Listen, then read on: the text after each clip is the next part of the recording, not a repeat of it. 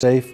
There's enough cash in the financial system, and there is an infinite amount of cash at the Federal Reserve. An infinite amount of cash at the Federal Reserve. An infinite amount of cash at the Federal Reserve.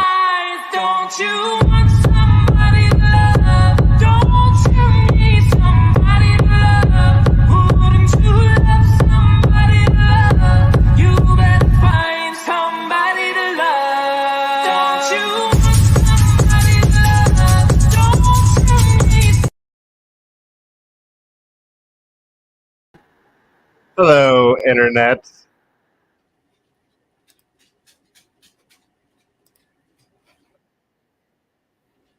Sorry. Oh, I keep doing something different every stream, and it screws me up. And there she is, right on cue. She only does this when I stream them. Oh, there he is. All right, I just closed that. Let's say hi. Scarlett wants to say hi to everybody. All right, you want to come up? Okay, you can come. Okay, good. Okay, all right. Hi. Say hi to everybody. You've been here all day. I don't know why nothing's changed. Nothing's changed. I just started talking to people on the internet. That's all. Okay. Have we had enough? Can you get down now? All right. Go lay down. Go lay down. All right. I think it might be that it's after dinner every time. Every time she wants to come up and say hi, it's always because it's right after dinner and she's happy that I fed her. I think that's it. I think that's all. I don't know if it has anything to do with you guys. Maybe it does. Let's see. How's everybody over there on Rumble, Odyssey? I'm streaming over there on X. I don't think they have chats set up yet over there. Let me see. Make sure I'm live. Indeed. Stand by here, folks. Here, let me see.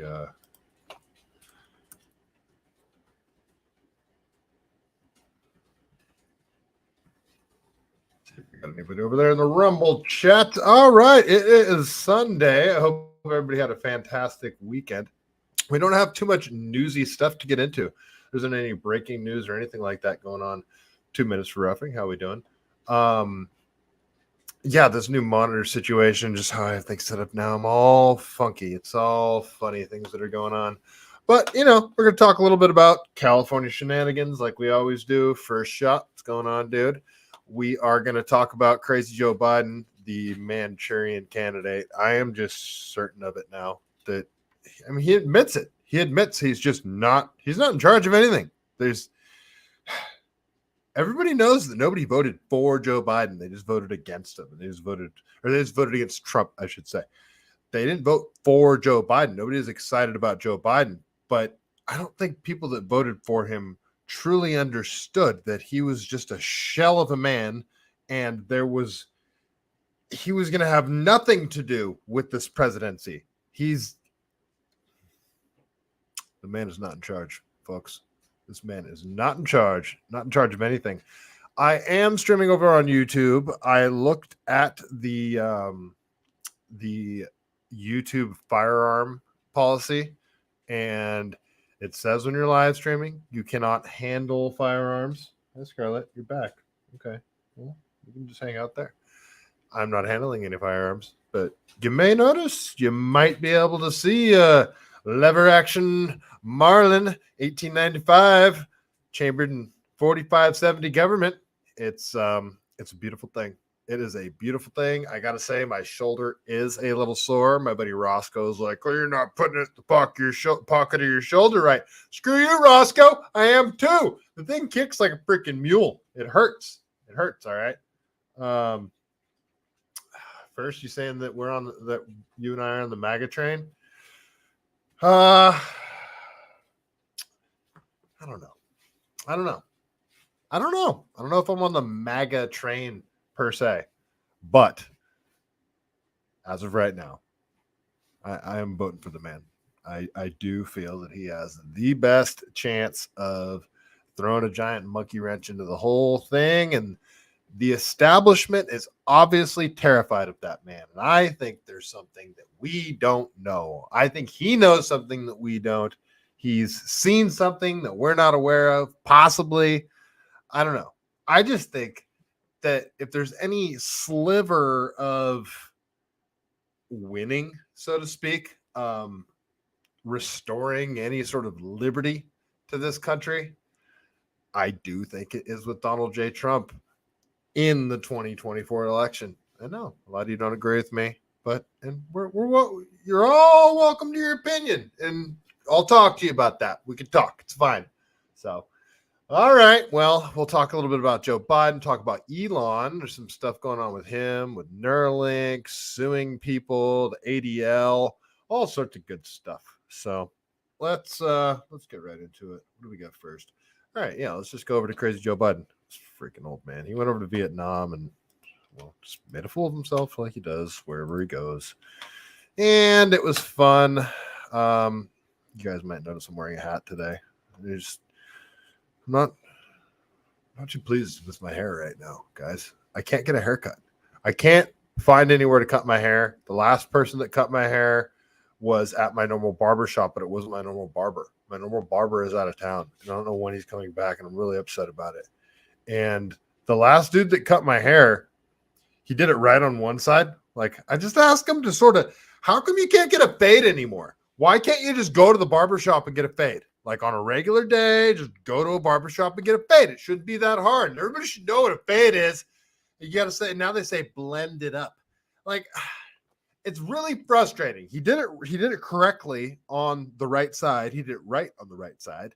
It was nice and fine. On the other side, it's just like all stupid. And I was really upset about it. So I'm not going to go back there.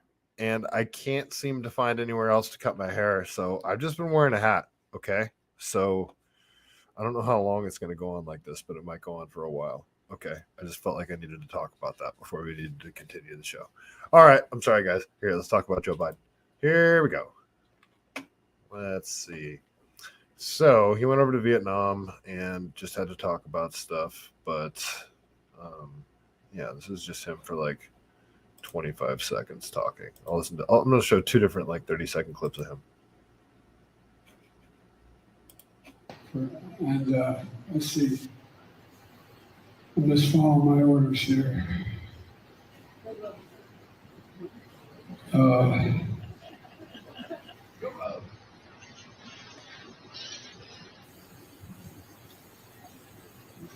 Staff, if anybody hasn't spoken, I ain't calling on you. I'm calling. I said I have 5 questions. Anita, be away. So there's just two major things in that clip right there. He obviously has like handlers. He always refers to them. They're going to be mad that I did this or said that or that I came out here without the mask on. We're going to talk about that last show because they're trying to bring masks back. And Jill Biden tested positive, so they're trying to normalize masking again. And they tried to get the old man to come out on stage wearing the mask. But even the old man Biden can't get on cue because even this tired old geezer's tired of the masks.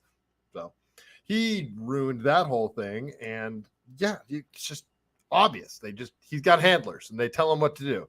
The second thing that's quite obvious when you watch this clip is he's incoherent and not capable of being president of the United States of America. He isn't capable of staying up past 9 o'clock and remembering to do all sorts of things, I would imagine. He can't walk well across any sort of terrain that's more difficult than like a sidewalk. He has trouble on grass.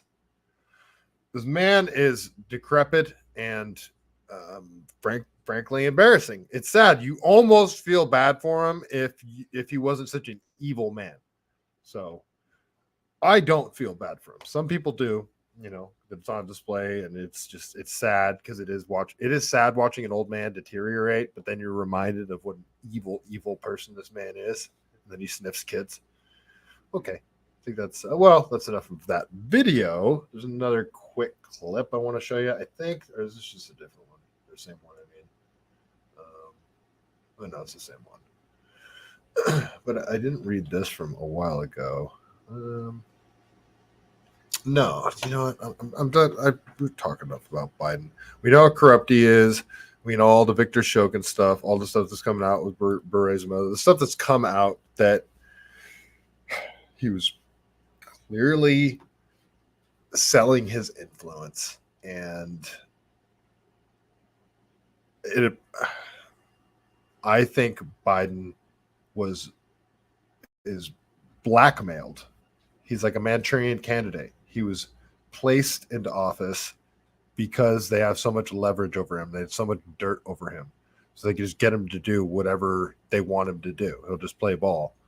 The thing is, a bunch of that dirt came out. I think the Hunter Biden, this is my conspiracy. This is one that I made up. I think the Hunter Biden laptop thing was meant to come out. It just wasn't meant to come out when it did. I think that was I think the Dems were actually probably holding on to that thing as leverage over this dude. And then it actually came out when it wasn't supposed to. But I don't know. That's just me making stuff up. That is completely unsubstantiated tinfoil hat conspiracy land from me. All right. Okay, let's see. We got some people over on YouTube. Let's check the chat over on YouTube, shall we? Oh, first shot. You're over there too? Ben Dutro. Sorry. Can't make a cultural reference in the last 40 years. Why not? What are the manifolds on the wall? Nope. Those are AMC manifolds, my friend. Those are for AMC 360. Well, probably actually just any AMC small block. Yeah. One of them's cracked, so that's why. Just they're wall hangers now. Same thing with the guitar. It is a wall hanger. Well, it would play. I don't know how it would sound, but my dad built it. So, yeah. But did my camera shift? Oh no, it didn't. No, it didn't. It's just the screen I'm in. Okay, enough of stupid Joe Biden. Yeah, I'll stop sharing. All right, let's go to the next thing. What do we got next, folks? I don't want to talk about silly Joe Biden anymore. Creepy hair sniffer. I think I got some. Oh, you know what? I was supposed to start off talking about California, but I had things a little out of order. So we'll just talk a little bit about some California insanity. And I put this with the California stuff because it's a California firefighter talking, but it's about Lahaina. But I didn't want to do like a whole segment on Lahaina. But yeah, I do want to talk about this a little bit. So let's go over here. Let's talk about some California insanity, shall we? I won't start off with that Lahaina story on the firefighter, but there's, again, I have to talk about California stuff, usually San Francisco stuff, every episode, because if I don't, there's so much stuff that'll back up, and I'll end up having to do a whole episode about it. Nobody wants that. Nobody wants an entire episode about California. You just get tired of it. I know you guys do. All right, so let's start off with this creepy stuff right here. So this is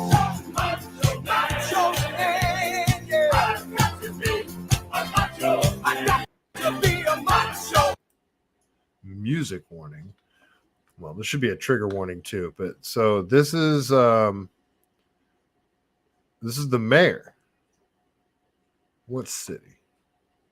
Jeez, this is just freaking unreal. So this is right in front of kids. Watch Constantine Anthony, the mayor of Burbank, California. That's right here. Burbank is, well, there's a couple of Burbanks. Sorry. Actually, no, sorry. I'm thinking of an area in San Jose. Burbank in Southern California. Mayor of Burbank, California received a spanking from a drag queen in front of children at a Democrat campaign on event yesterday. And you can see that looks like a full-grown adult, but apparently there's kids there. I don't see any kids there, but I'm not going to call them liars. So, well, this is from Libs of TikTok.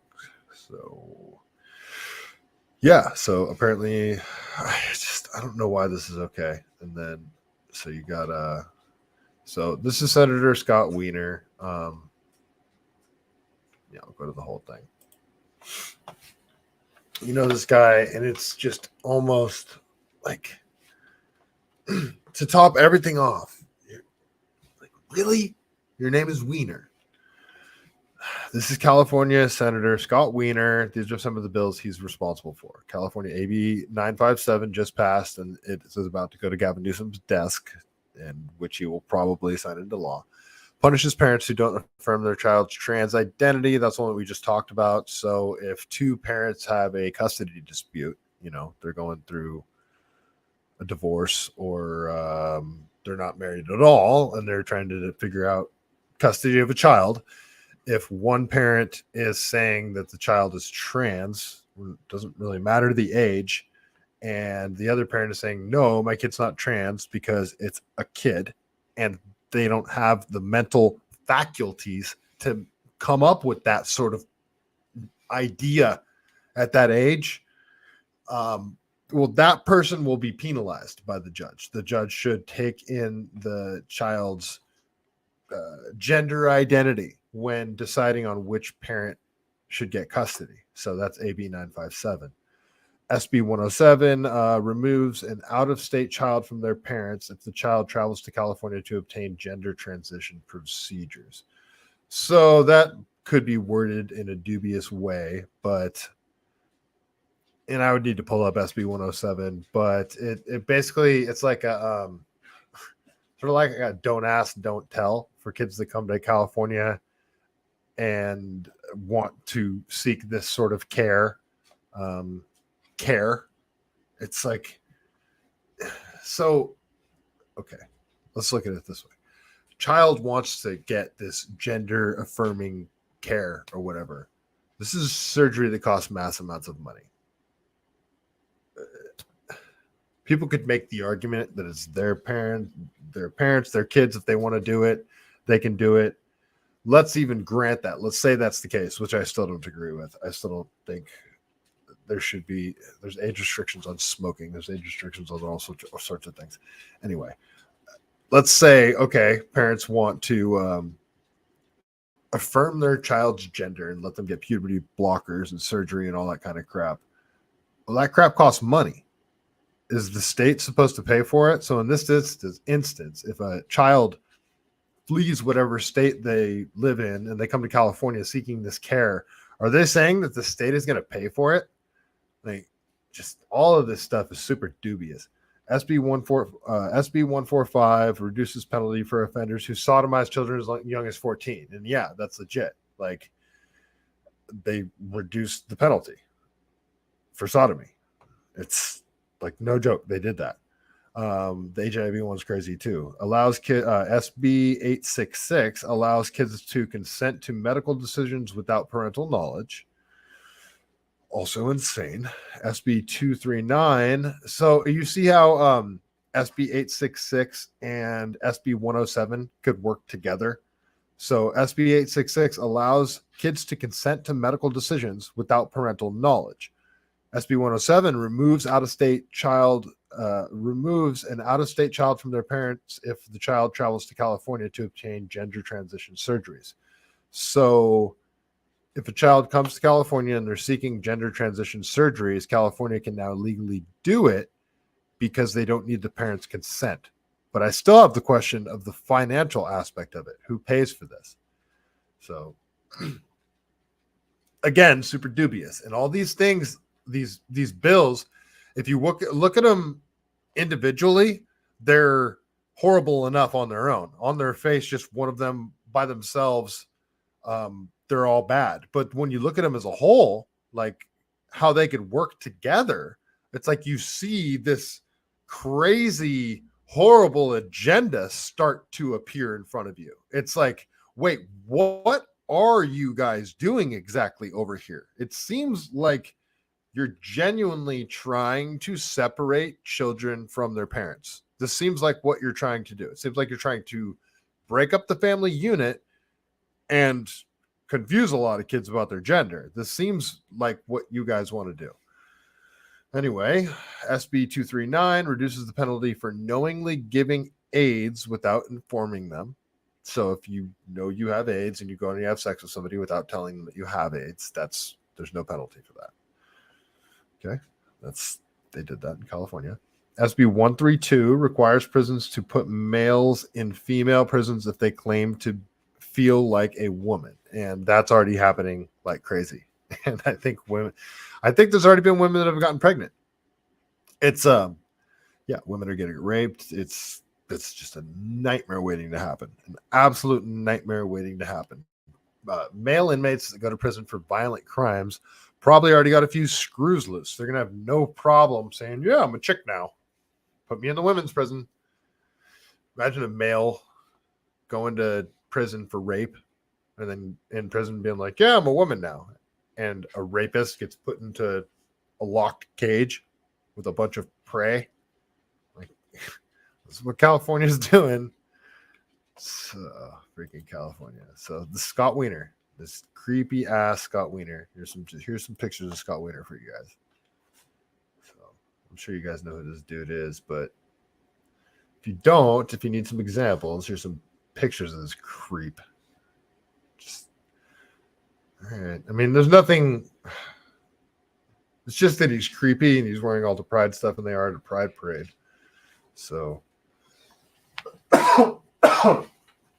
excuse me. I'm sorry I couldn't mute in time. But then there's some creepy pictures of him. That one's not creepy, but it is just I'm sorry. That is absolutely creepy because he is creepy. Just the look on his face. Just imagine waking up from a dead slumber and seeing this man staring at you. Imagine that. This is the creepiest. Look at this dude. Like, look him in the eyes. Check his browser history. Check his basement. This dude is freaking gross, man. He's gross. I don't like Scott Wiener at all. We listen to him talk. Just okay. All right. Enough about Scott Wiener. So let's read this from Kevin Kiley. Kevin Kiley wrote up this piece, and I just want to read it to you guys really quick. So,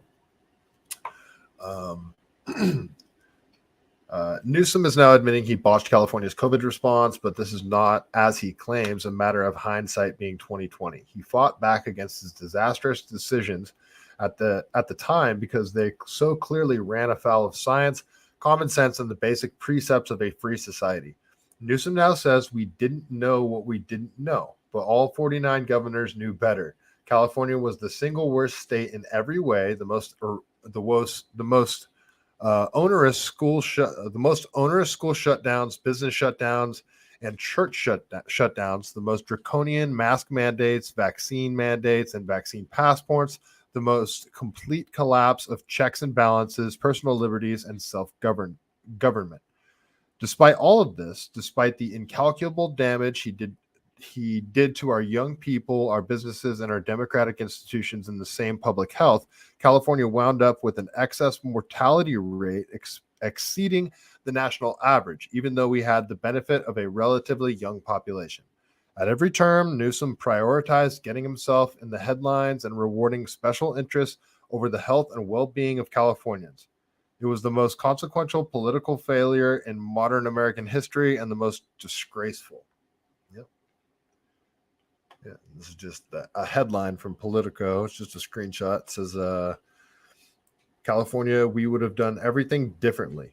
Newsom reflects on COVID approach. So that's a quote from him. We would have done everything differently. California Democrat governor says we're all geniuses now in hindsight on the pandemic. Yeah.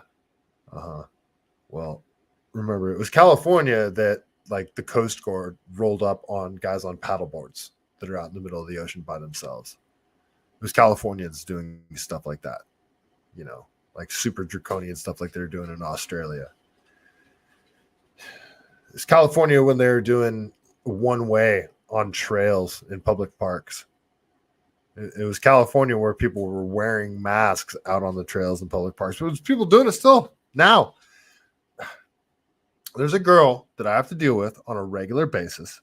I'm not going to put her on blast because she's very nice. She's very nice, very sweet. I'm sure she's an awesome person because she's never been mean to me. Super helpful. Just as far as I can tell, an all in all great person. But I don't know what she looks like. And I've been dealing with her for like 2 years. I think, yeah, like 2 years. I don't know what she looks like. It's insane. I've never seen her without a mask on still till this day. I just saw her tonight. It's insane. I shouldn't say it's insane. I'm not implying she's insane. I'm sure she's a very nice person, and I don't think she's insane. But I think many people that are still masking, that haven't stopped masking or are going to go back to masking or even liked masking, I really think the mask gives people a sense of comfort, like a comfort blanket, like a whoopee, like back when you were in school and you wanted to sort of escape into your hooded sweatshirt in class and you didn't want anybody to see you. That, the mask. Like, I think it does that for some people. I doubt this girl's hideous. I don't think it's that. Yeah,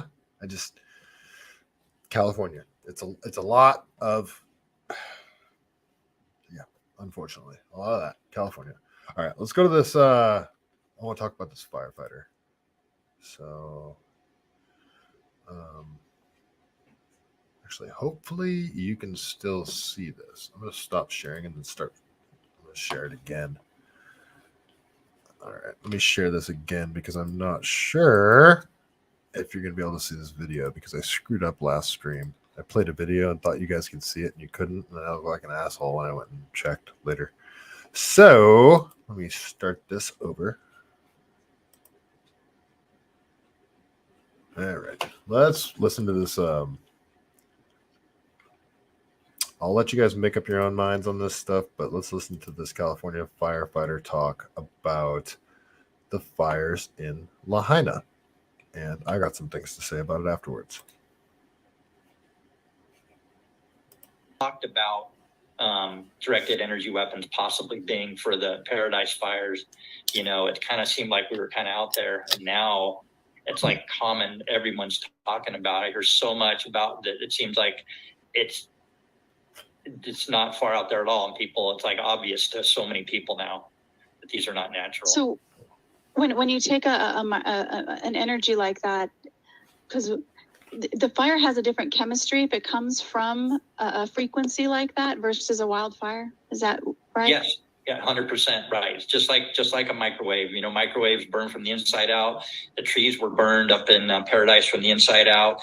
There was much burning under the ground where there's no oxygen, there's no heat, it's cold, there's no oxygen. So there was some it was almost like a reverse lightning or something. There's some grounding component. And so again, with all these different technologies, there's probably a multitude of things going on at once. Oh. What up, Forest Mommy? Ben, what's going on? First. So I got some things to say about this firefighter. I don't like to get too far out there. At the same time, these fires in Lahaina, to me, look like they were on purpose. I don't know about the directed energy weapon stuff. And when he talks about trees burning from the inside out and roots, like fires burning underground, this happens. Root systems burn underground. This happens a lot.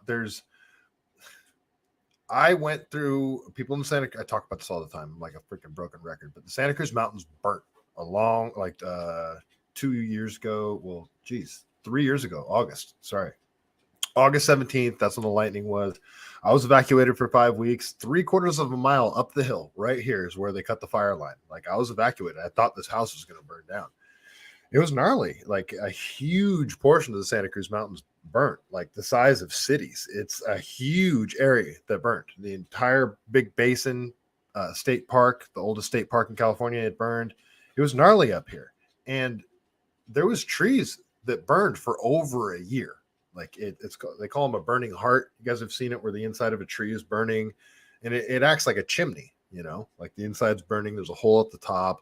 Root systems work the same way. A root system can act like a cigarette almost. It'll burn underground, and then once that whole thing's burnt out, the dirt above it can collapse. That's why you don't want to go on trails when there's still active fire. You know, I did because I'm an idiot. Anyway, so just the stuff that the guy's describing, fire does crazy stuff too. Like it does. granted, like I'm not trying to make excuses because I do think there's crazy shenanigans that went on at Lahaina. At the same time, there's houses up here that all the houses around them burned, and like one house right in the middle didn't. There's tons of places that happened. A lot of it too is a lot of this isn't the case for the Lahaina fires, but for up here, a lot of houses burned down because of creeping fire. It's like duff that burns on top of the ground, and it catches fire on the ground and it creeps towards your house. That's why they talk about defensible space, where it's just dirt or concrete all the way around your house to have it. Like if you live out in the forest or whatever, and there's like stuff that's flammable on the ground, that's the stuff you want to rake away for your house and always have like dirt or concrete around your house, because it'll just creep up, hit the side of your house, and then it'll eventually catch. And that's how houses burn down. Anyway, so just, I don't know. The directed energy weapon stuff, I don't know. But all the crazy stuff that's happening in regards to like the planning of this city, this type of like, they're calling them 15-minute cities, but whatever they want to call it, this new innovative city that they're talking about, it being the most sought after land in Maui, essentially, from my understanding. The water being off, the blocking off Front Street, how they're not letting how they didn't let people help after the fire, like getting people in and out, getting supplies in and out. There's a lot of really weird stuff that's going on. Anyway, I don't want to get too far down the Lahaina rabbit hole, but that's from a California firefighter. But it's, yeah, some stuff can be explained. That's all I'm saying. Yeah, the denial of water, that was like, what the heck? And the emergency broadcast system, like there was no warning. It's just there's so much of all sorts of shenanigans that went on. Just very, very strange stuff. So I don't know. But I don't want to get too conspiratorial about it. So, all right. Enough California shenanigans. Let's talk about Elon a little bit. Always stuff going on with Elon. Terry Wallace, what's going on over there on Rumble? 2 minutes of roughing. Yeah, Joe wasn't very bright when he was in his 30s, and he's been going downhill ever since. I say he's been going downhill ever since. No, he was still like snappy and witty when he was vice president. I think, wasn't he? Kamala's a moron. Yeah. Yeah. All right. Just checking the chat. All right, let's talk about Elon. What's going on with him? Hi, Scarlett. Uh-oh. I think Scarlett might have to poop. She's booped me twice during this live stream. That's when she tells me she has to poop. Well, she's going to have to hold it. I hope she doesn't poop in the house. She's usually pretty good about it. But do you see her? Do you guys see her down here? You okay? You got to go poop? Oh, she does. Okay. All right, you guys, you know what? Scarlett's got to poop, so I'm going to let her out. I'll be right back. I'm sorry. You got to go poop. Okay.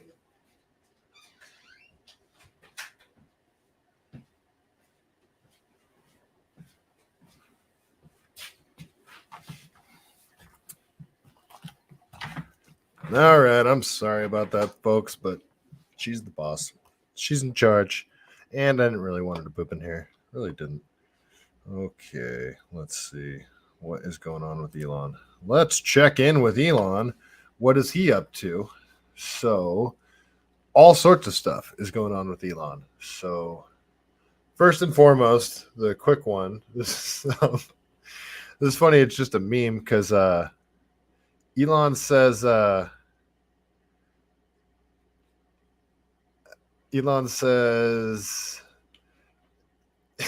they tested the Neuralink chip on a bunch of monkeys, and he's like, just to be clear, these monkeys were already terminal. Like we picked out monkeys that were gonna die anyway. Okay, we didn't take like healthy monkeys and put the chip in them, and they died. These monkeys were going to die already, which that does seem more ethical to me. So even though I am totally anti Neuralink, I am not putting the chip in my brain. I do not recommend any of you guys put the chip in your brain, but I know some of you guys, well, probably not some of you guys, but there's a bunch of people that are going to put the chip in their brain without any question asked. There's going to be people lined up to put the first chips in their brain, and it's going to be soon. Like, this is going to happen soon. Oh God, it's terrible. But there's this meme. This is a funny one. So no monkey has died as a result of Neuralink. And then there's a monkey that says, okay, test it on yourself then. Just the face. Okay, I thought that was funny. Okay, so let's go over to Mario Narwhals. Hopefully you guys can see this. You know what? I think you guys can see this. Yeah. You can see that. Yeah, okay. I'm fairly certain you can see this. Okay, so Mario Narwhal says, CNN attacks Elon. Lincoln's reply will shock you. CNN has asked for repercussions against Elon, saying he sabotaged a military operation by Ukraine. I'm not making this up. Elon refuses to directly participate in war, and CNN calls it sabotage. It gets worse. The U.S. Secretary of State Anthony Blinken responds to CNN's Jake Tapper by ignoring his allegations and pointing out the benefits Starlink brought the Ukrainian people. Tapper dismisses Blinken's reply since it doesn't criticize Elon and moves to a new stupid agenda, Elon's secret talks, with the senior Russian officials claiming Elon is doing his own diplomatic outreach to Russian government. Blinken again ignores the stupid question and again highlights how important and impactful Starlink has been to Ukraine. And guess how Tapper wraps up the interview? It sounds like Starlink's so important to the U.S. It sounds like Starlink's so important to the U.S. doesn't want to risk offending a capricious billionaire. What? That's what he says. Biden's administration has a history of attacking Elon. There are already multiple bogus allegations against his companies ongoing right now. Remember last week's secret glass house that DOJ and SEC are apparently investigating? How about X getting fined for refusing to hand over Trump's personal Twitter data and information to prosecutors? Or SpaceX getting sued by the DOJ for hiring America in the company's hiring process? Not making this up. CNN, feel free to hate Elon Musk, but be more subtle about it. All right, I'll play this video for you guys really quick. And then I can go let my dog back in. Apparently, Scarlett is done pooping because she is now scratching at the door. Okay, watch this video. SpaceX CEO Elon Musk has recently confirmed a report that's in Walter Isaacson's new biography of Musk that last year Musk blocked access to his Starlink satellite network in Crimea in order to disrupt a major Ukrainian attack on the Russian Navy there. In other words, Musk effectively sabotaged a military operation by Ukraine, a U.S. ally, against Russia, an aggressor country that invaded a U.S. ally. Should there be repercussions for that? Jake, I can't speak to a specific episode. Here's what I can tell you. Starlink has been a vital tool for the Ukrainians to be able to communicate with each other, and particularly for the military to communicate in their effort to defend all of Ukraine's territory. It remains so, and I would expect it to continue to be critical to their efforts. So what we would hope and expect is that that technology will remain fully available to the Ukrainians. It is vital to what they're doing. I don't know that you can't speak to it. You won't speak to it. Musk says he was reportedly afraid that Russia would retaliate with nuclear weapons. Musk says that's based on his private discussions he had with senior Russian officials. Are you concerned that Musk is apparently conducting his own diplomatic outreach to the Russian government? Really not. They're trying to Russia him. It's so obvious that Elon is a huge threat to the deep state. The community notes thing is great. It's hilarious. It's so funny when high level people just get busted lying, like right there. It's great. And people that weren't allowed to talk before are allowed to talk again. And people that were obviously shadow banned and suppressed aren't anymore. Some people still are. There's still shenanigans going on. Alex Jones certainly should be allowed back on the platform. Trump's back on the platform, kinda. He did one post, but it was a freaking like internet breaking post too. It just dropped his. Oh yeah, that was pretty. That was kind of gangster. Yeah, they are very threatened by Elon Musk. So, all right, let's listen to Jake Tapper do his CIA talking points a little more. None of this concerns you? Jake, I can't speak to conversations that may or may not have happened. I don't know. I'm focused on the fact that the technology itself, Starlink, has been really important to the Ukrainians. It remains so. And it should continue to be part of what they're able to call on to be able to communicate with themselves, and again, to have the military be able to communicate. Throughout this Russian aggression, we ourselves have always had to factor in what Russia may do in response to any given thing that we or others do or the Ukrainians do, and we have. But what's so critical now is that Ukraine has had real success over the past year. I was just in Ukraine, as you know.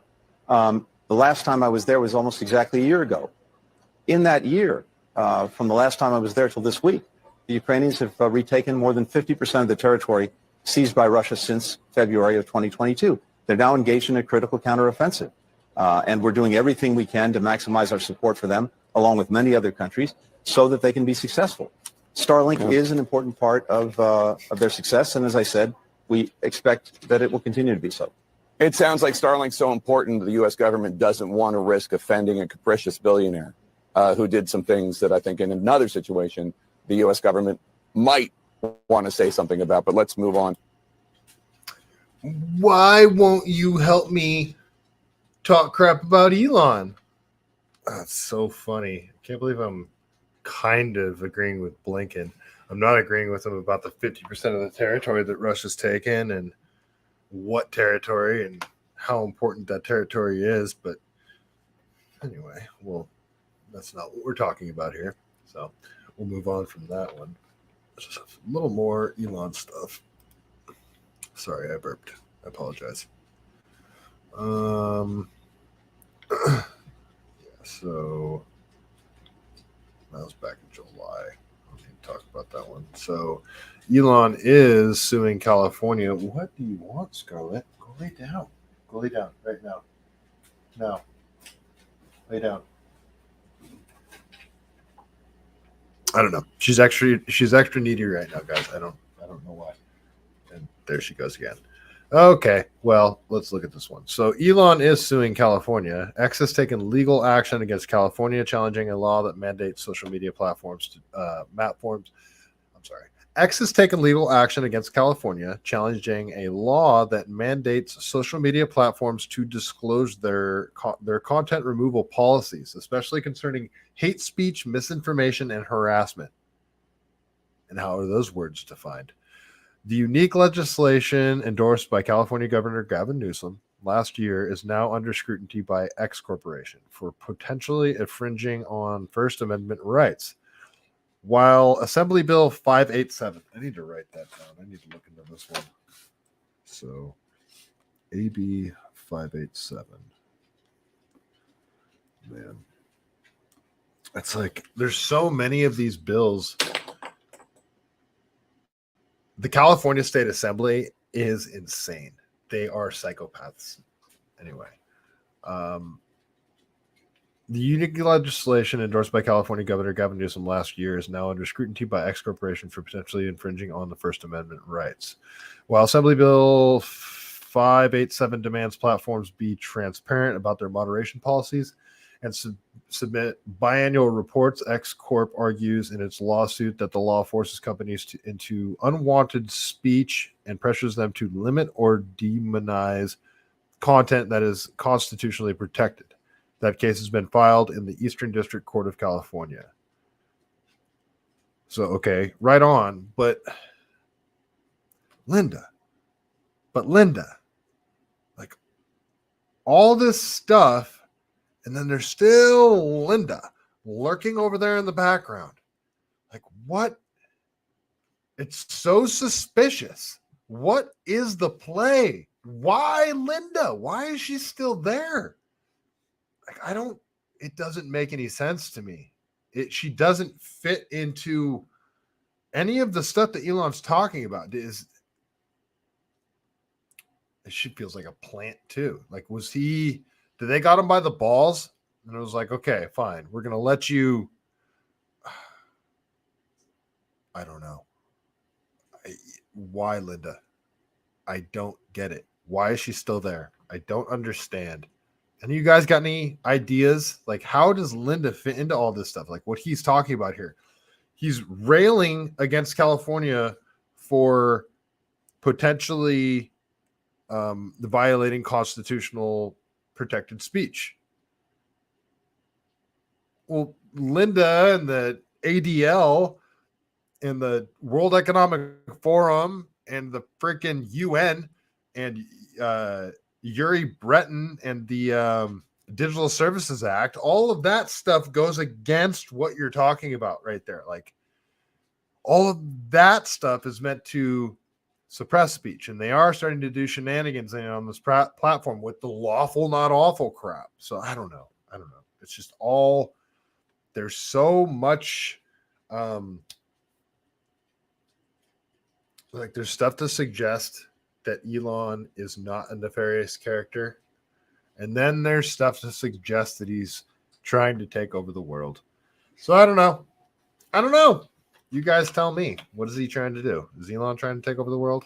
I can't tell. I really can't. I don't know. Anyway, all right. We'll stop with, I think that's it with the Elon stuff. I think. Let me see here. Yeah, that's all I got for Elon tonight. All right. What do we got next? Let's see. Tonight is going to be a shorter show because I did a live stream earlier with the Forest Mommy Universe and pals. That was fun too. Terry Wallace first shot already did. I wish I would have seen this. Oh, sorry, I'm catching up on the I'm catching up on the chat. Shut up, first shot. Yes, the running trails.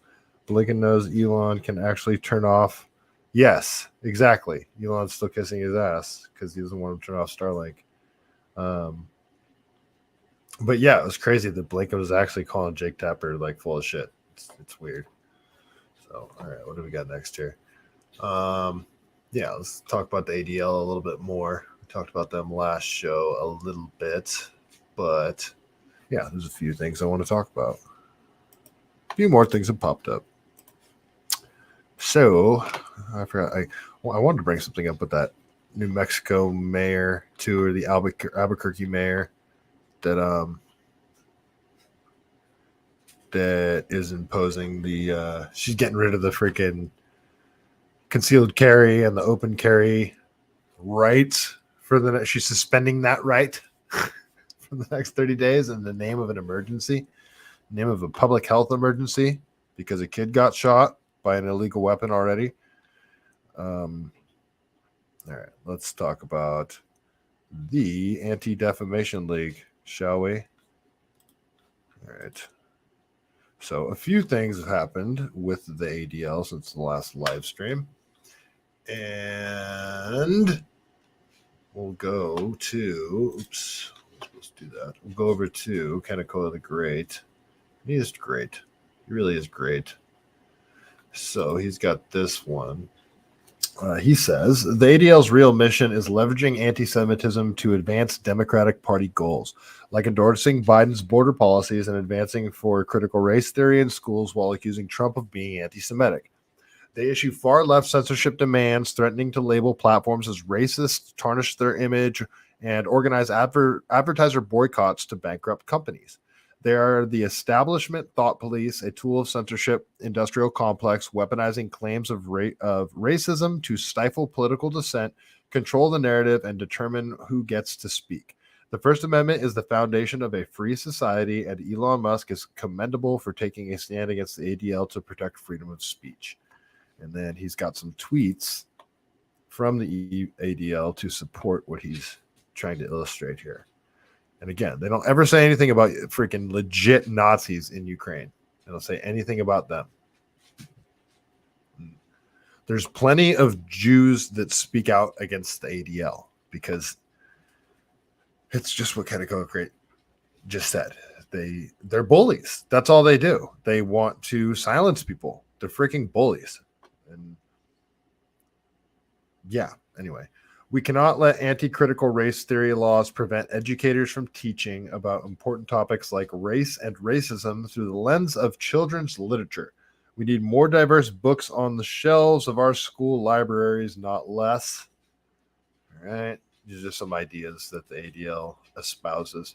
Today's executive orders to restore compassion to the asylum system and border policies and speed immigrant integration are a first step toward dispelling anti-immigrant hate. We join the letter to POTUS urging for an end to the unjustified bar to entry under Title 42. Okay, that was when Title 42 ended. And yes, a flood of people came over when that happened. Former President Trump also delivered remarks that were in character but still dangerous. His claims about expelling warmongers, driving out globalists, casting out communists, and throwing off those who hate our country echo classic anti-Semitic rhetoric. Wow. Yeah. Casting out communists. Saying casting out communists is anti-Semitic rhetoric. Wow. Yeah. They always try to say globalist is anti-Semitic. And to me, suggesting that saying globalists is anti-Semitic is anti-Semitic because globalists are just globalists. If you're saying that globalists are actually Jews, well, that's an anti-Semitic idea. We're just talking about globalists. We're just talking about one world government people that want to get rid of the Constitution. They want to get rid of they want open borders. They don't want sovereign countries. They want a one world government, one world idea. That's what they're talking about with freaking globalists. So saying that term is anti-Semitic, that idea to me is anti-Semitic. I don't know. Whatever. Let's see what else we got. There's a distinct difference between criminal doxing, a common tactic of white supremacists and others to facilitate the stalking and terrorizing of targets, and the important reporting of extremists and hateful activity. Our laws must clearly reflect that. Okay, that feels like they're saying it's okay to dox people sometimes as long as they hold the right views. That's what that sounded like to me. Okay. All right. Well, I don't want to put words in the ADL's mouth. I'll let them talk. Kyle Becker says this is exactly what he was talking about in his most recent podcast. I should probably listen to that. Kyle Becker's a cool dude. All right. Let's go back here. Oh, man. Scarlett, can you stop? Chiba, stop it. Hey, stop. All right. I'm going to have to mute you.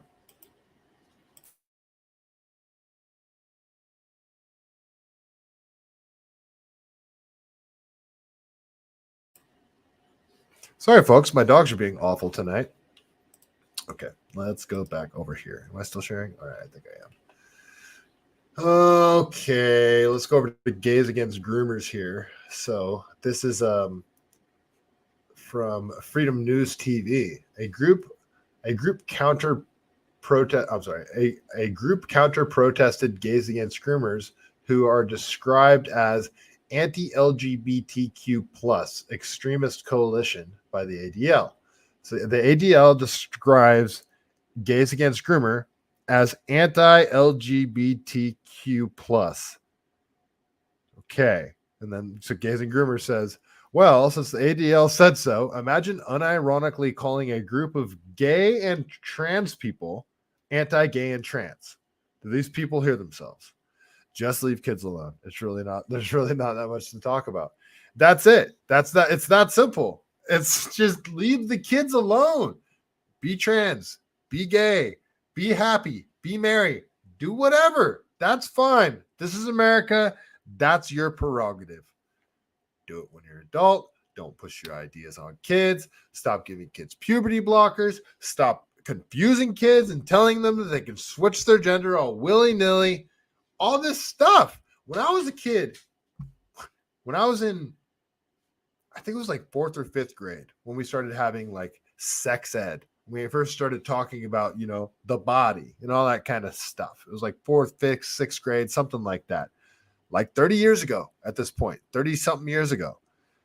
Back then, my parents had to sign a permission slip for us to be able to go to sex ed. I remember it very vividly. And there were some kids that weren't allowed to go. Their parents didn't want their kids going and talking about that. And all they were doing was literally telling us about the anatomy. That's what they were talking to us about. And reproduction. And nothing else. Today, somehow, it's okay for teachers to talk to kids about kink. It's okay for teachers to talk to kids about sexuality.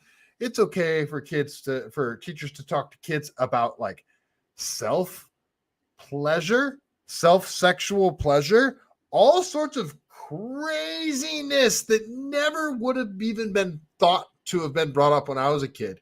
And I don't understand what has changed in the last 30 years that now all of a sudden this is okay. Like what changed? Why is this okay now for teachers that they could talk to kids about this without their parents knowing? How is this okay? When did this happen? Why did this happen? It's madness to me. It's absolute madness. California is leading the charge with their schooling with this stuff. I'm super lucky where I live, the San Lorenzo Valley up here. Man, it's I'm impressed with where they run their public school stuff. It is not all wokey woke like this. It's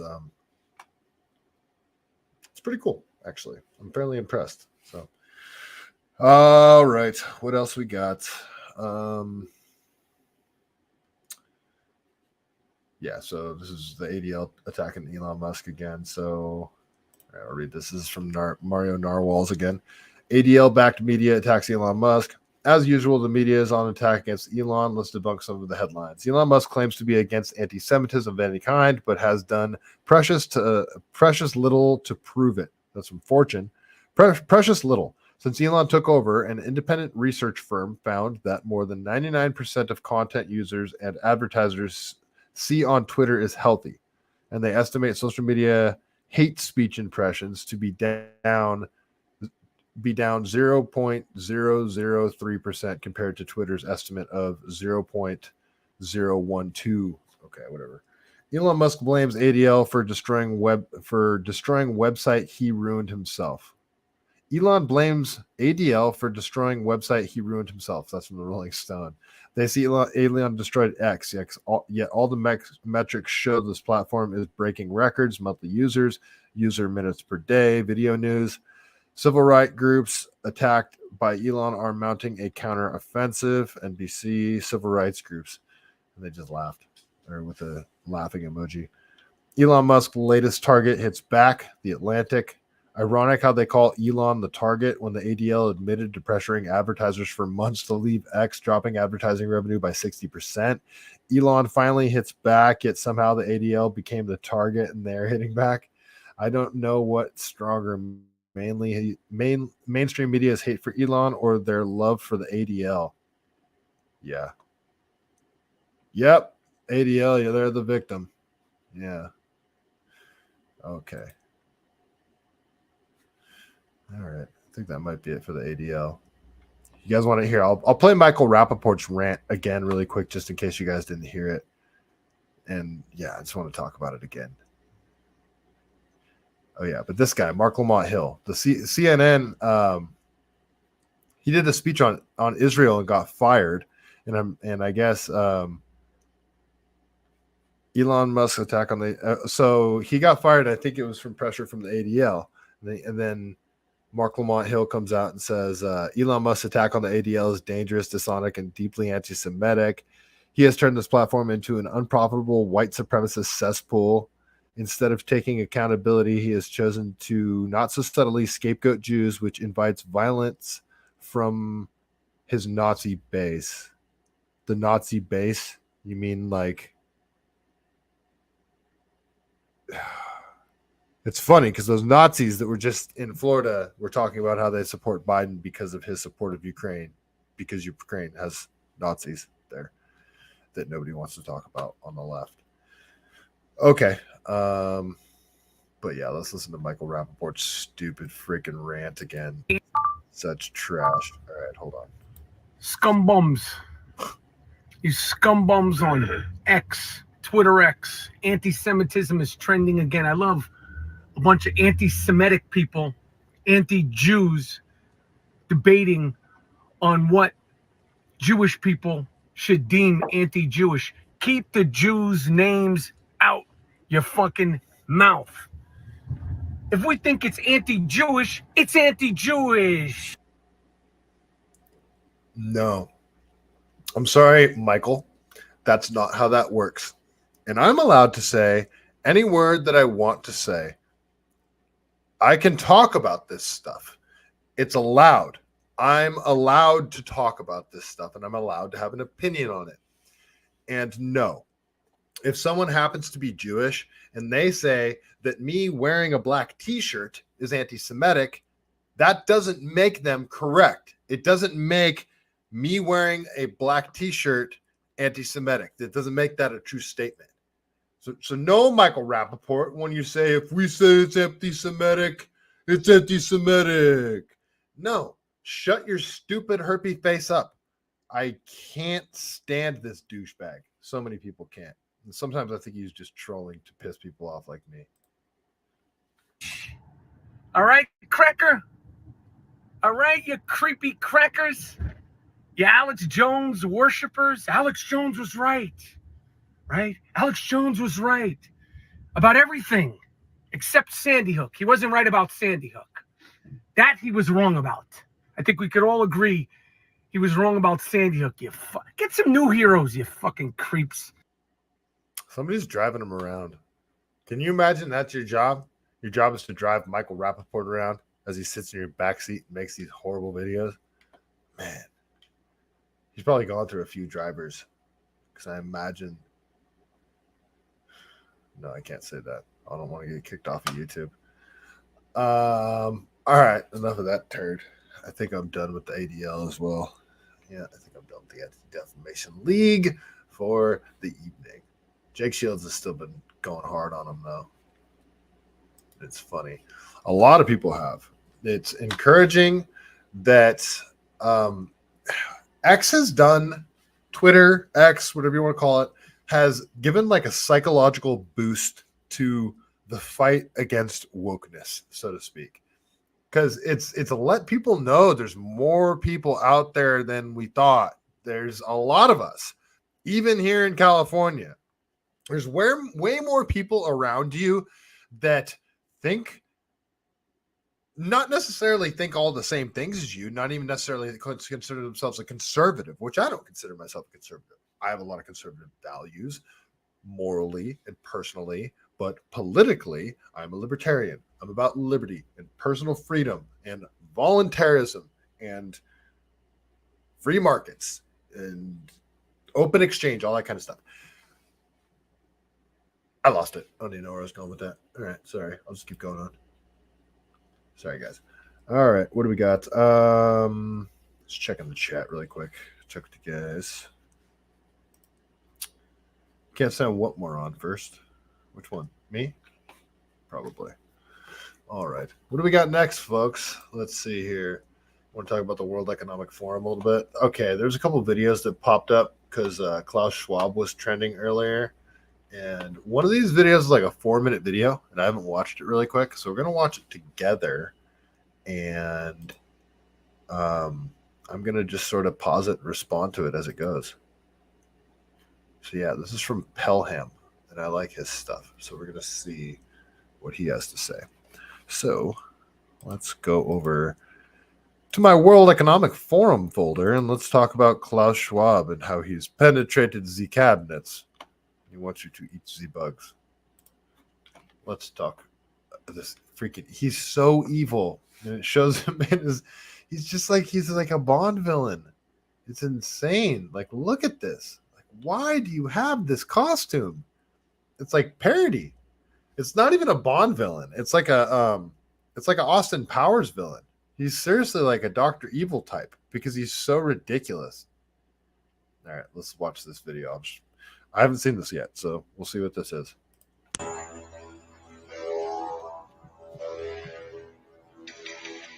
Some people would say this revolution is characterized by the fight of robots against human beings. And we will win this fight. Okay, so he started out by saying revolution. That's already concerning.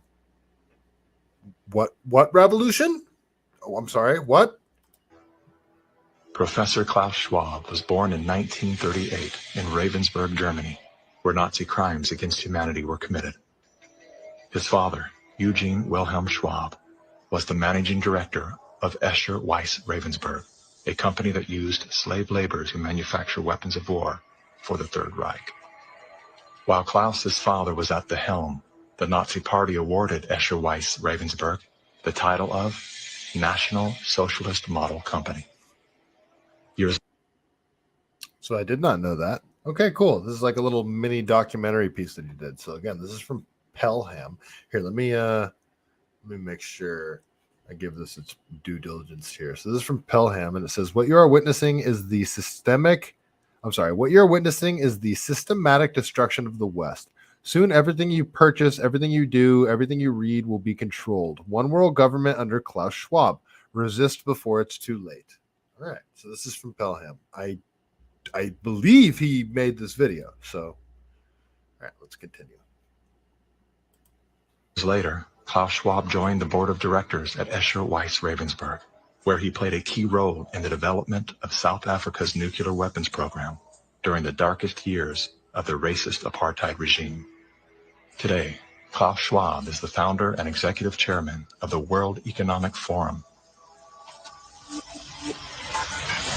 If you'd like to meet the people who are supposed to repair the state of the world or give a piece of your mind to the bankers who helped get us into this mess, we can tell you where to find a lot of them. The World Economic Forum. Founded in 1971, the World Economic Forum is an international private organization which receives billions of tax-free dollars from its members and their global enterprises. Every year, the WEF brings together its members with world leaders, big pharma executives, tech titans, Hollywood celebrities, media personalities, and internet influencers to meet in the secluded mountains of Davos, Switzerland. So all the stuff that they talk about that's super nefarious, that's terrifying, that they say up on this stage in front of everybody, in front of media, for the world to see, that stuff by itself is already scary and sketchy and nefarious and all this crap. Imagine what they say when the media is not around. Like, they tell us what their plan is, and their plan is terrifying, the one that they tell us about. Imagine the parts of their plan that aren't so nice that they don't want to tell us about, like their backup plans and what if this happens and their contingencies and that kind of thing. Oh, God, these people are freaking evil, man. It is a tiny town folded into the Swiss Alps, a village where you could bump into Bill Clinton, Bill Gates, the head of Google, and the Queen of Jordan, all in one place. A lot of reporters cover the forum, but few get inside. It turns out there are two Davoses, one you see and one you don't. After hours, there are hundreds of private parties where deals are done. People who can't be seen together in public can meet here. Your Royal Highnesses, Excellencies, distinguished heads of state and government, the future is built by us, by a powerful community as you here in this room. So this man and this group of people truly feel that they are members of a class of society that are clairvoyant enough, if you will, to decide the future and the rules by which the rest of us behave, the rules of engagement for life, so to speak. These people believe that they should be in charge of that, and they are actively taking control and implementing what their ideals are. They're doing it right now, and they tell you they're doing it. And what's crazy is when you talk about exactly what they say they're telling you they're doing, you're called a conspiracy theorist. And you could quote them directly. You could say exactly what they're doing, exactly what they say they're doing, and you'll still be called a conspiracy theorist. It's wackadoodle. There's so much verifiable stuff out there that's easy to verify. We've gotten to a point where people are so lazy that like the information is right there and it's really easy to find, but people won't even look. Just like they don't want to look. And people like Klauss Schwab have realized this, and they know that they can just do this stuff right out in the open, and nobody cares. Nobody's going to do shit about it. They're just going to keep on consuming. Klauss Schwab, the founder of the WEF, is particularly upfront and even proud of his ability to shape and influence world politics. I created the community of global shapers as a means, as a force to shape our common future. And of course, their Global Young Leaders program is a grooming ground so that when they ultimately infiltrate cabinets, We penetrate the cabinets. they will likely tend to govern a certain way. Nobody will be safe if not everybody is vaccinated. The names and the countries he Remember that? Nobody will be safe if not everybody is vaccinated. Remember that rhetoric? That rhetoric that was going really strong for a few months there. You know who you are. There are many of you that were saying that. This COVID won't go away unless everybody's vaccinated. The unvaccinated are spreading COVID. The super spreaders. All nonsense. So many of you just bought that shit. So many of you.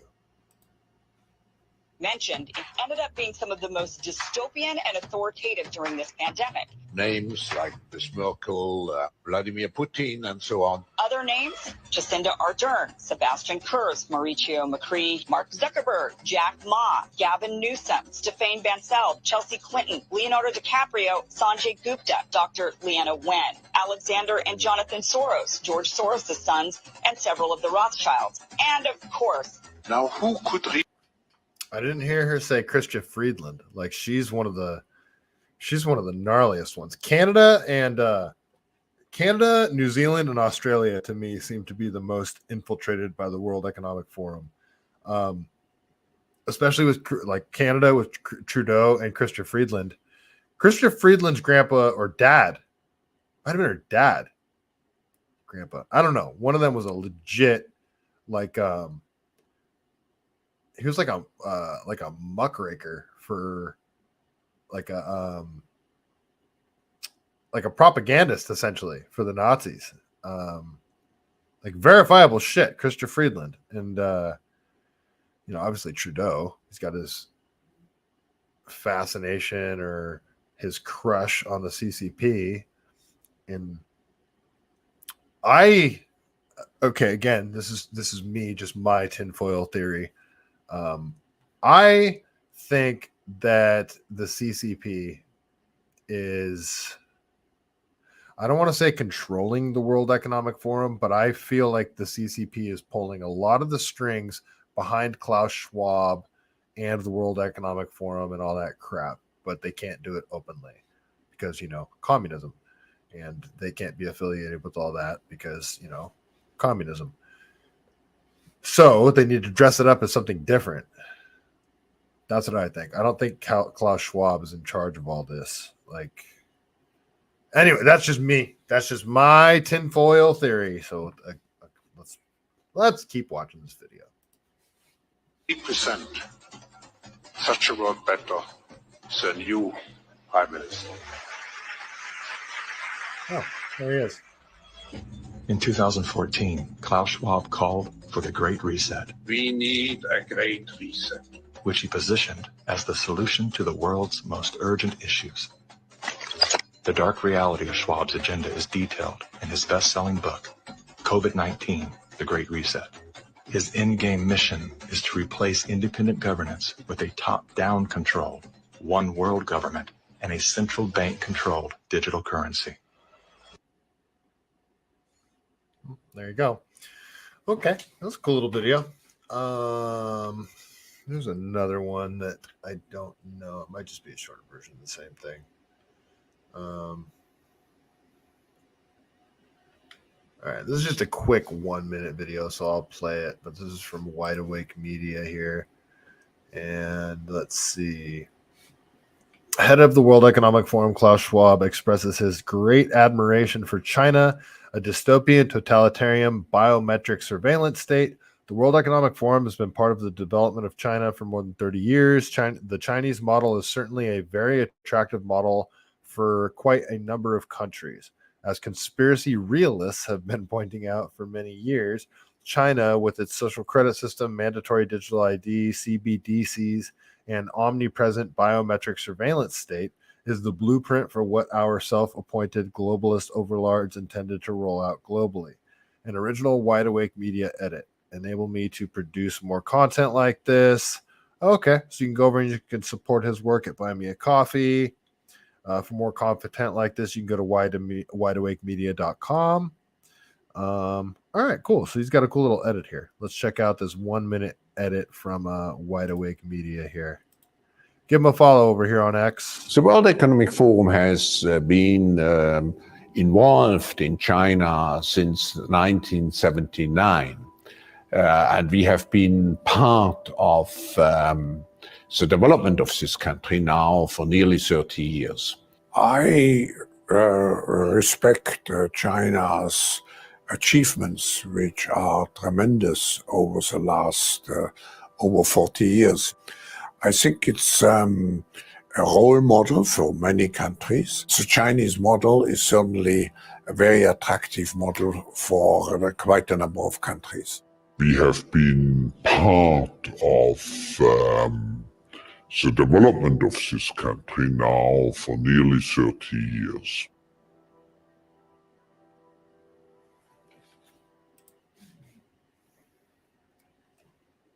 All right, so that's from Wide Awake Media over here on the X platform.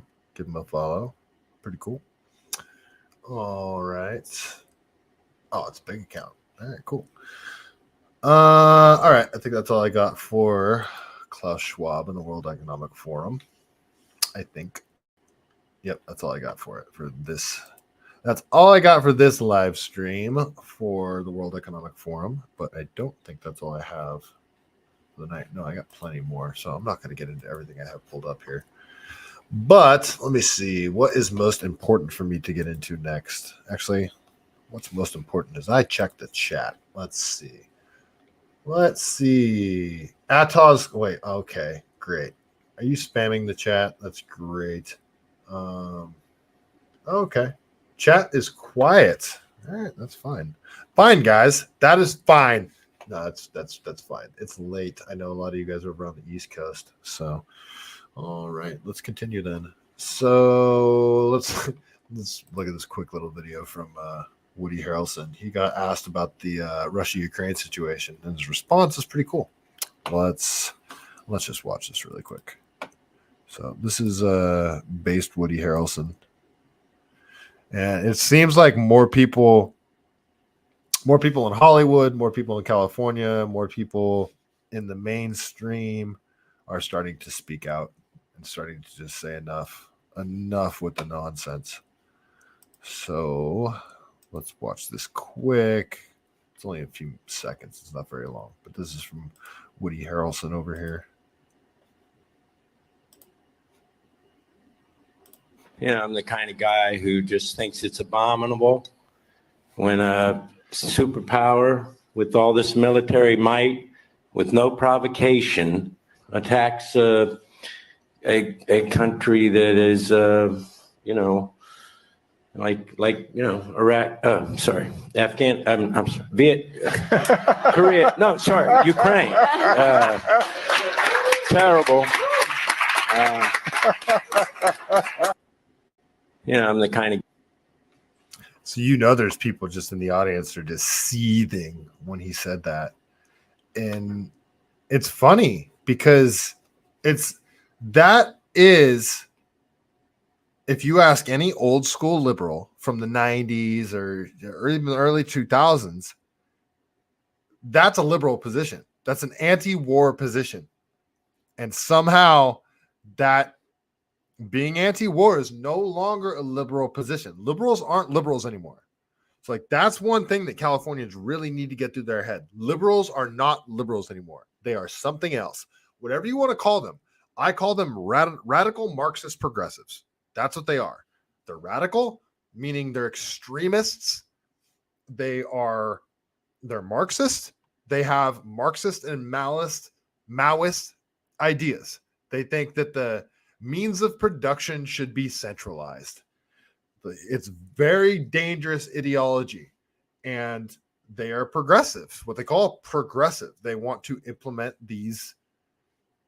It's sort of progressive to me is sort of double speak, because it's progressive and Marxist to me mean the same thing. But liberals aren't liberals anymore. Just that needs to be understood. They are not. When people say liberal today, it does not mean what people my age, people in their 40s, even people like 55 and below. It doesn't mean what it meant back in the 90s, back in the 80s, back when the civil rights movement was a righteous cause. There's no righteousness left within liberalism. There's no righteous cause that they're fighting for. There's nothing. All there is empty rhetoric. It's a shell. Liberalism is dead. It's gone. It doesn't exist. So when you vote for Democrats, you're not voting for liberalism. You're voting for something else. That needs to be understood. People are starting to see that. All right, that's enough of Woody Harrelson. I might have a couple things on the Russia-Ukraine war, but no, that's already stuff we got into. So, all right. That is it for that one. Got a couple more minutes. Might be able to cover another topic. Let's see. What else we got? Close that one out. Yeah, I do got someone spamming the chat. Okay, let's watch this quick clip from Kyle Kalinske, and that'll probably be the last thing I can talk about tonight. But it's just this is like how a narcissist argues, and you can see that he has this prepped ahead of time. And you guys have all seen this argument where you're talking with somebody and they've it's this canned argument that they've used and they've had that they've used on other people that they have stored in their head because they think it works. And they have this list of things that they say if they can rattle off the whole list fast enough, if they can talk fast enough and not allow the other person to disagree with any of the 100 different arguable points they just made, they figure if they can get all those words out, when they get to the end, they have somehow won the argument. When it's not true. It's just you leave the other person so befuddled that it's like, holy crap, you said so many things that are incorrect, disprovable, and flat out idiotic that I don't even know where to begin. And it just leaves people flustered. So let's watch Kyle Kalinske, because that's exactly what happens here. And again, this is liberals talking here. And this chick, what's her name? I like her sometimes. She's not bad. She's like an old school liberal, like more of a classic liberal, like from the 90s, like free speech and anti-war kind of person, I believe. And she's talking with another person that considers this is just all liberals in this room So there's no conservatives here. So let's listen to Kyle Kulinski talk really quick. He's such a turd. I can't stand him, especially with his frosted hair. Like, when did that become cool again? All right, let's watch this clip really quick. Your framing of the student debt issue is accurate. Yes. Is precisely what the problem is. It's not a problem. Look, I am actually discussing the facts that I learned through reading 1,000 articles on the case. Now, if I bring up those facts and it triggers some idiots into hating me, so be it. They can hate me all they want. The facts still matter. What are you talking about? Okay, I didn't expect him to appeal the cases. He appealed the cases. I didn't expect him to do the Higher Education Act after the Supreme Court slapped it down. He did the Higher Education Act. I didn't expect him to do any of it, and he did it. And this is something that, if I said early on, Biden's going to do nothing on student loan debt, everybody on the left would have been like, you're right, he's going to do nothing. Now he does 5, 6 different things on it, and it's like people go, no, doesn't count. I'm not saying what he's doing is perfect. Obviously, the best thing to do is to wipe it all out through executive order. And Sorry, let me just stop. So let's argue this from the left. So he's talking about Biden's done things for student loan debt. What has he done? Like, how? He hasn't done anything. Unless he's gotten rid of people's student loan debt, he hasn't done anything. And you can't do that. And he's going to argue here that he can do it by executive order legally. How? How is that legal? How can the president say, hey, private company that loaned students money, they don't owe you money anymore? Or what? You're going to say, hey, Federal Reserve, print all this money and give it to what? How? How can he do this by executive order? But anyway, listen to what he says here. he has the authority to do that. That'd be the best thing to do. He didn't do that, but can we at least acknowledge the facts of what went down? And I see this rugged insistence. Honestly, it's like Biden derangement syndrome among some people on the left. And it's like Democrat derangement syndrome among some people on the left. The fact that we can't all agree very quickly that, well, obviously Democrats are not 10 times better than Republicans. They're 100 times better than Republicans. And even if you are somebody who's a purist and you're on the left, you can acknowledge a W in the instances you get it while still pushing for more. I mean, a perfect example is what's happening in Minnesota right now. Minnesota. All right. So first off, I'll say the GOP is trash, but the very small handful of people that are saying liberty-based ideas, they are all with the GOP. There's nobody within the Democrat Party that is speaking out for individual liberties. Nobody. There's nobody speaking out for free speech. There's nobody speaking out for the right to bear arms. Well, actually, Kennedy's the only one. There's nobody speaking out being anti-war. Those three things are huge, what should be liberal policies, and they have abandoned those. And those have become policies of, like the Thomas Masseys of the GOP. The guy I was reading earlier, Kevin Kiley, like he's out of here. He's a GOP member out here in California, and he is very similar to Thomas Massey in that regard. So yeah, so the GOP is horrible, but to say that liberals are better or the Democrats are better than conservatives, I don't know what the H you're talking about, but then he's got his list pulled up here. So he's going to rattle off his list of accomplishments really quick. Let's listen to this list because a bunch of them are garbage. They're not actual accomplishments. He just wanted to have bullet points that he could rattle off really fast so he could feel like he won the argument. Has a 1-seat Democrat majority. We got universal free school meals, legal weed, carbon-free electricity by 2040, tax rebates for the working class up to 13. Carbon-free electricity by 2040. Oh, they made an empty promise. What? $1,500 if you make under $150,000 a year. 12 weeks paid family leave, 12 weeks paid sick leave. Oh, you're forcing private companies to give people paid leave. Unconstitutional, and you're going to leave to companies leaving Democrat areas and also going with AI and robots. They banned conversion therapy. They did red flag laws for guns. They did universal background checks for guns. They did automatic voter registration. Red flag laws. He's saying red flag laws is a good thing. No, red flag laws, they're not a good thing at all. Registration, public free college if you make under 80K, a ban on PFAs, which is the forever chemicals, $2.2 billion increase in K-12 school funding, sectoral bargaining. First shot, you say Kennedy's a snake in the grass. I don't think he is. I don't think Kennedy's a snake in the grass. I don't agree with a ton of stuff that he says, but I don't think he's a nefarious individual. I could be wrong. I could 100% be wrong. He could be a snake in the grass. I don't get that vibe, though. I just don't. I like to think I'm a good judge of character, but you know what? First shot, I've had my heart broken a few times. I'm a good judge of character with dudes. I'm not a good judge of character with chicks, I don't think.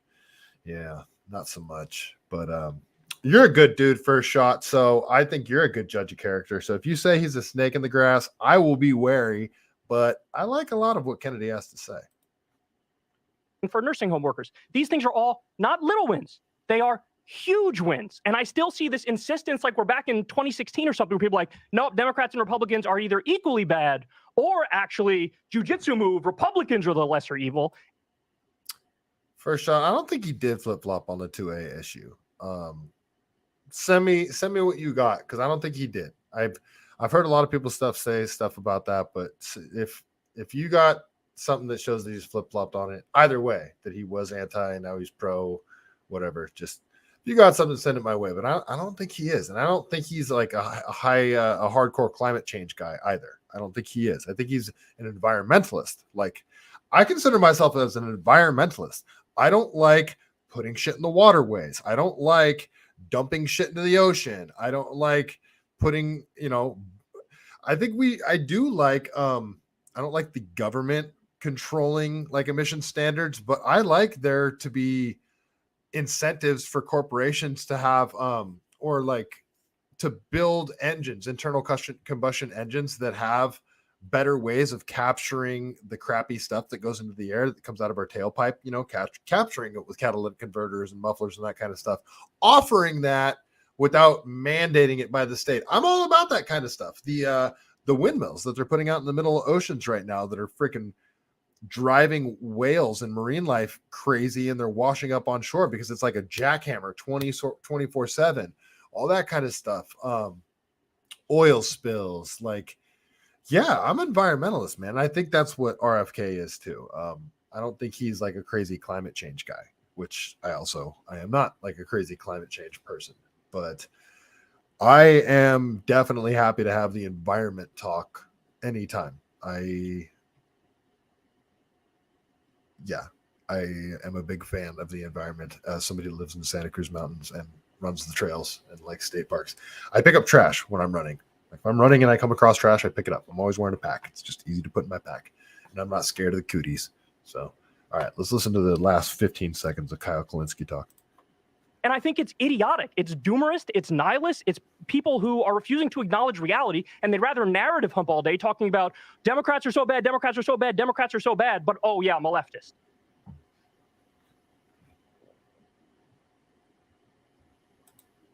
You're See, and that's what happens. It's just like there's so many things to respond to. You don't even know where to start. And yeah, you can tell it was this canned thing. He was reading it all off of his computer. Like, that stuff annoys me. They're fascinated with lists. This chick that went on Tim Pool's show did the same thing, where she rattled off a list of a bunch of crap that's like, you can't fact check it. You can't fact check the list in real time, and they have it prepared and canned. It's a stupid way of arguing. I don't like it because it's rattling off lists where you can't go into depth on each of the things that you're rattling off, like red flag laws. Red flag laws alone could have been a 30-minute segment, and he just puts it as like one of his bullet points. You can't do that. It's just a shitty way of arguing. It's a shitty way of trying to make your point. You're using a bunch of arguable points to try and prove an arguable point. It's a shitty way of arguing. I don't know. Kyle Kulinski, the frosting went to his head. All right, I think that's all I got for tonight. Let's go. The live stream I did earlier today, I got to make up for the one live stream I did with Forest Mommy where I forgot to tell a Chuck Norris joke, and I made up for it tonight. So I've already told a Chuck Norris joke tonight, and I get to tell a second one. Aren't you guys excited? I am. Trump's Lord and Savior. That was me, old school liberal. I'm 52, Gen X in 2016. I switched for Trump. Right on, man. And yeah, I'm not like a hardcore Trumper or anything. I do think he's hilarious. That is like my favorite thing about him. He is freaking hilarious. But yeah, like the Democratic Party just has been infiltrated by evil. So many, like Scott Wiener. Scott Wiener is like the perfect representation of it. Just so much evil within the Democrat Party. All right, that is all I got for tonight, folks. You know what? No, I do have. Let's end with this funny dude. Nah, you know what? I'll save that for next stream. It's not that funny anyway. All righty, let's see. What do we got for the night? What do we got? You know how we do it, folks. We're gonna end with a joke from the greatest book ever written, The Truth About Chuck Norris. And I'm gonna open up to a random page and see what we got here. Okay. When Chuck Norris sends in his taxes, he mails blank forms and includes only a picture of himself, crouched and ready to attack. Chuck Norris has not had to pay any taxes ever. On that note, folks, stay CaliBased.